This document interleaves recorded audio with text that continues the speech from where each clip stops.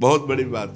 ऐसे वर्तमान में गलत आचरण करने वाला, जिसमें भक्ति का लेश मात्र भी नहीं है, यदि वो श्री धाम वृंदावन को अपना जीवन समर्पित कर देता है, निश्चिंत हो जाए, वो निश्चिंत होकर शयन करे, सोवे, केवल ये दृढ़ नियम ले लिया, आजीवन वृंदावन की सीमा के बाहर नहीं जाएंगे, अखंड वृंदावन वास करेंगे, वृंदावन की सीमा के बाहर नहीं जाएंगे, तो किमपि न गड़े दुख मस्मिन सुखम वा, उसके हृदय में वृंदावन वो प्रेम प्रकट करेगा वास मात्र से।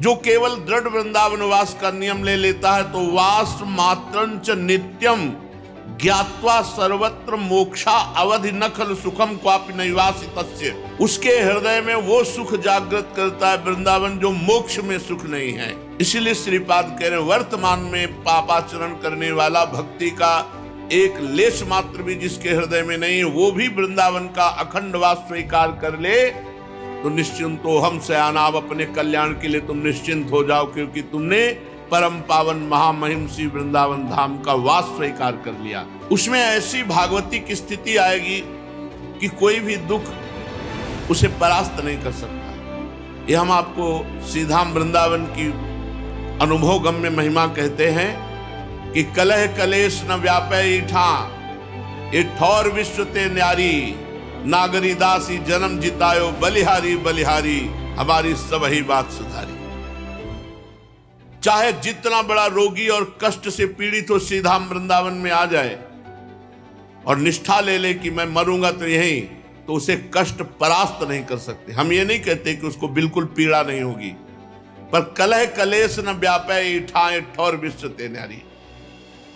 सच्ची मानिए, इस शरीर की जो स्थिति है, अगर वो साधारण भगवत आश्रित न हो, ये केवल धाम का प्रभाव, महारानी जी की कृपा कि तुम्हारे सामने हम सत्संग का जो प्रभु प्रेरित कर रहे हैं वो वर्णन कर रहे हैं, अन्यथा सामर्थ्य नहीं। ये धाम की कृपा कि मरे हुए से भी बुलवा रहे हैं, ये धाम की कृपा, पीड़ा, असमर्थता, नाना प्रकार की दुख वृत्तियां शरीर में, फिर भी वो भगवत चर्चा करा रहे। ये धाम की प्रभा। ना गणयति सुखम क्वापि दुखम, यहां दुख सुख की गणना ही नहीं है, ऐसा महाआनंद प्रदान कर देता है वृंदावन धाम।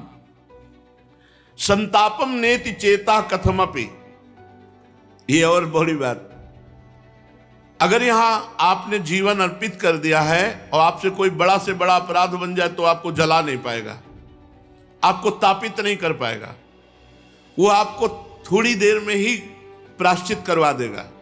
थोड़ी सी जलन होगी और आपको रास्ता मिल जाएगा, तुरंत रास्ता मिल जाएगा प्रायश्चित करने का, और प्रायश्चित होकर तत्काल शांति मिल जाएगी।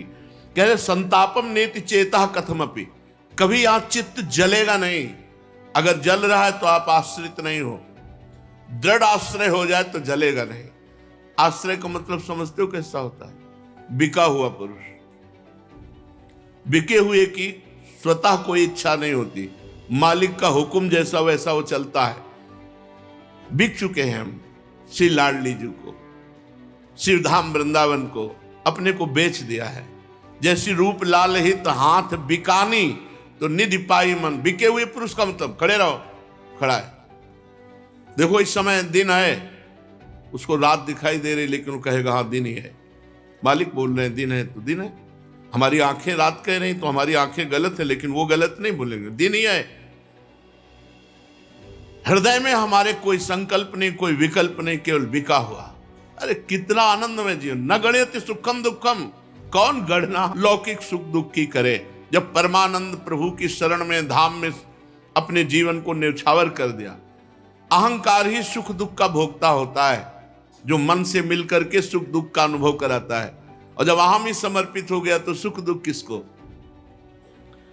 संतापम नेति चेता कथमपि, सच्ची माने बड़े से बड़ा अपराध यहां धूल धूसरित हो जाता है। धाम की रज लगी, हवा लगी, यहाँ के ऐसे ऐसे संतों के दर्शन हुए जिनको आप जानते भी नहीं कि संत हैं क्या, और प्रिया प्रीतम उनके साथ खेलते हैं। ऐसे महापुरुषों के शरीर से स्पर्श की हुई वायु जगत को पावन कर रही। नहीं जैसा पापाचरण हो रहा है, जैसा शास्त्र विरुद्ध आचरण हो रहा है, बहुत प्रकृति विध्वंसक बन जाए। पर आज जो अभी थोड़ी सौम्यता है प्रकृति में, वो इन भजनानंदी महापुरुषों को लेकर है, जो जगत को तारने वाले प्रभु को सदैव हृदय में लिए हुए, उनके स्मरण में डूबे हुए, अश्रु प्रवाह करते हुए दिन रात व्यतीत करते हैं। वो एक भी महापुरुष हो तो ब्रह्मांड के ब्रह्मांड को पावन कर सकता है। श्रीपाद प्रबोधानंद जी कह रहे हैं, किंचन मात्र कोई सत्कर्म भी ना हो तो भी उसे भगवत प्राप्ति हो जाएगी, जो श्री धाम वृंदावन का दृढ़ता पूर्वक वास स्वीकार कर लिया। वृंदा टवी का ऐसा प्रभाव है कि जैसे मलिन बालक को माता अपने गोद में ले लेती है, उसके मलिनता को नहीं देखती, ऐसे वृंदावन का वृंदावन ही प्रभाव सुनो अपनों ही गुण देत, जैसे बालक मलिन को मातु गोद भर लेत। ये वृंदावन वृंदाटवी माँ है। हम जैसे अपवित्र अबोध बालकों को अपनी गोद में लेकर श्रृंगारित करके सद्गुण संपन्न करके प्रिया प्रीतम की सेवा में पहुंचा देते, जैसे मां श्रृंगारित करके पिता की गोद में बैठाल देते, ऐसे वृंदाटवी उसे भागवतिक दैवी संपदा से युक्त करके भगवान की सेवा में, भगवान की लीला में पहुंचा देती। धन्य है वो जो वृंदावन का अखंड वास स्वीकार किए हैं। श्री वृंदारण्य मन्ने तव रजसी लुठच्छादि देहम च धन्यम, नान्यत्राढ्यम चतुर्भिः श्रुति मुख रख मृगई श्री भुजैर्वावृणाय। बहुत बड़ी बात कह रहे हैं वृंदावन धाम में यदि मुझे रज में रहने को मिले, रज लौटने को मिले, रज लगाने को मिले, तो मैं बाहर ब्रह्मा का जो चतुर्मुख स्वरूप परमेष्ठी पद वो भी मैं नहीं चाहता। नान्यत्राढ्यम चतुर्भी श्रुति मुखर मृखई श्री भुजैर्वावृणाय। मुझे चतुर्मुख ब्रह्मा का परमेष्ठी पद नहीं चाहिए यदि वृंदावन धाम मिल गया है तो। और कह रहे कि अगर मनुष्य शरीर ना मिले, जैसे हरिराम व्यास जी कह रहे, हो मन वृंदावन को श्वान, यहां हम कुत्ता भी बनेंगे तो रसिकों की जूठन मिलेगी, रज में लौटने को मिलेगा और अंतिम में प्रिया प्रीतम को प्राप्त होंगे। क्योंकि गलबहियां दिए हुए युगल सरकार जब निकलेंगे और देखेंगे कि हमारे धाम का ये द्वार का कुत्ता है, तो उनकी दृष्टि पड़ेगी तो हम परम पद के अधिकारी हो जाएंगे। कह रहे धन्यासो या बराकी तो वसति सुनी ना हम अन्यत्र मन्ने। ओहो, मैं बाहर चतुर्मुख ब्रह्मा होकर रहना नहीं चाहता, परमेष्ठी पद नहीं चाहता, वृंदावन की रज में लौटूंगा, वृंदावन वासी कहलाऊंगा। और श्रीपाद ने पीछे कहा है कि मुझे नाली का कीड़ा बना देना धाम का, लेकिन बाहर का चतुर्मुख ब्रह्मा मत बनाना। ये बड़ी बात है, बड़ी बात है। तिर्यक योनि में जाने की बात कह रहे हैं, लेकिन बाहर ब्रह्मा का पद, परमेष्ठी पद नहीं। जैसे परम ज्ञानी बृहस्पति शिष्य उद्धव जी महाराज गोपियों की चरण रज में लौटने के बाद यही आशा की कि मुझे वृंदावन की कोई गुलमलता औषधि बना दी जाए, मैं धन्याति धन्य हो जाऊंगा। मनुष्य रूप में वृंदावन रहना ये तो असीम कृपा। अगर मैं मनुष्य रूप से वृंदावन उद्धव रूप में न रह पाऊं तो मुझे यहाँ की कोई घास लता तृण औषधि गुल्म बना दिया जाए। श्रीपाद कह रहे हैं धन्यासौ या बराकी, मैं धन्य हो जाऊंगा यदि यहाँ का पशु पक्षी बना दिया जाए। इन पशु पक्षियों की शरण में आचार्य महापुरुष नमस्कार करते हैं, शरणागति की मांग करते हैं। हरिराम व्यास जी कह रहे हैं जितने खग मृग पशु पंछी इस वृंदावन धाम के हैं, मैं सबसे विनय करता हूं, खग मृग पशु पंछी या बन के चरण शरण रख लीजिए, मुझे अपनी शरण में रख लीजिए। हरिवंश महाप्रभु कहते हैं हे राधाया रतिगृह सुका, हे मृगा, हे मयूरा, भूयो भूया प्रणतिभिरम प्रार्थये वो अनुकंपाम। मैं बार बार प्रार्थना करता हूं, बार बार आपकी अनुकंपा की चाह करता हूं, प्रणाम करता हूं कि आप हम पर कृपा करें, क्योंकि वृंदावन के खगमृग पशु पंछी कृपा कर देंगे तो प्यारे जू की चरणारविंद की नित्य सेवा मिल जाएगी। तो तुम्हारे मध्य में मुझे वास करने को मिले, चाहे क्षुद्र पशु पक्षियों का शरीर क्यों न मिले। रसखान जी महाराज बड़े भारी महापुरुष हुए जो भगवान की भक्ति में डूबे रहते। वो कह रहे थे पाहन बनाओ तो गिरिराज जी का बनाओ, पशु बनाओ तो ब्रज का पशु बनाओ, पक्षी बनाओ तो ब्रज की लताओं में बैठकर चहक चहक करके राधा राधा बोलूं। बस मानुष हो तो वही रस खान बसो ब्रज गोपे, पूरा पद है तो उसमें वर्णन किया है। बड़े बड़े महापुरुषों ने मांग की है कि मुझे वृंदावन का कुछ भी बना दो। क्यों? क्योंकि यहाँ की रज उड़ के लगेगी, जब गलभेयां दिए हुए प्रिया प्रीतम निकलेंगे, दृष्टि पड़ेगी तो हमें भगवत प्राप्ति हो जाएगी, हमारे जन्म मरण का चक्र नष्ट हो जाएगा। लक्ष्मी हस्तावलंब प्रणय वर वधुप्य धूतात्म तत्वाम, बड़ी बात कह रहे हाथ में लक्ष्मी आ जाए, पूरा ऐश्वर्य आ जाए, सब सुख संपत्ति मिल जाए, पर मुझे वृंदावन से बाहर कर दिया जाए तो मुझे नहीं चाहिए, मुझे वृंदावन में चाहिए। क्या? कुत्ता कुतिया पशु पक्षी जो चाहो बना दो नाथ, लेकिन धाम से बाहर न करो। श्री भट्ट देवाचार्य जी कहते हैं, रे मन वृंदा विपिन निहार, देखो वृंदावन की शोभा को, देखो प्रिया प्रीतम को, बाहर मत दृष्टि ले जाओ।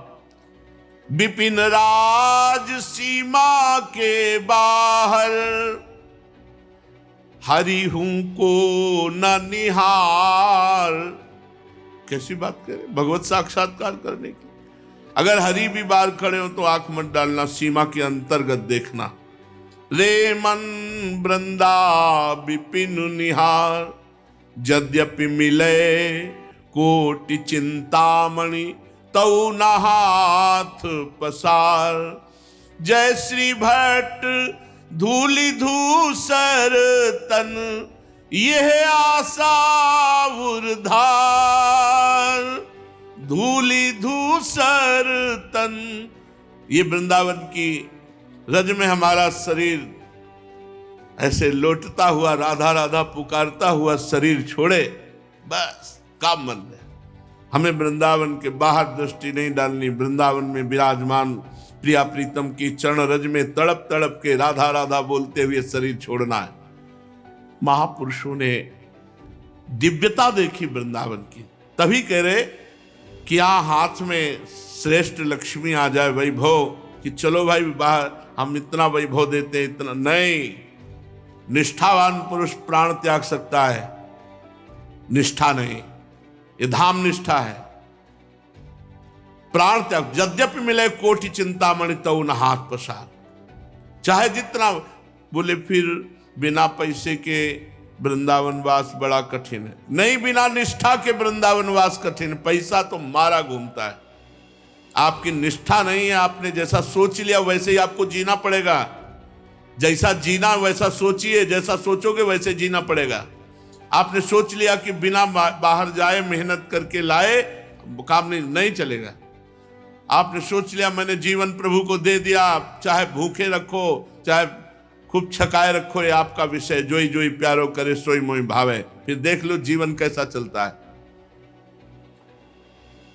सीधाम वृंदावन का अखंडवास, प्रिया प्रीतम का चिंतन और जीवन की निष्ठा को इसमें परिणित कर दो। अंग अंग हमारे काट दिए जाए तो भी धाम से बाहर नहीं जाएंगे। बिल्कुल ये निष्ठा पक्की रख लो। कैसे हो ये प्रश्न नहीं है, किनके हो ये प्रश्न है। किनके हो?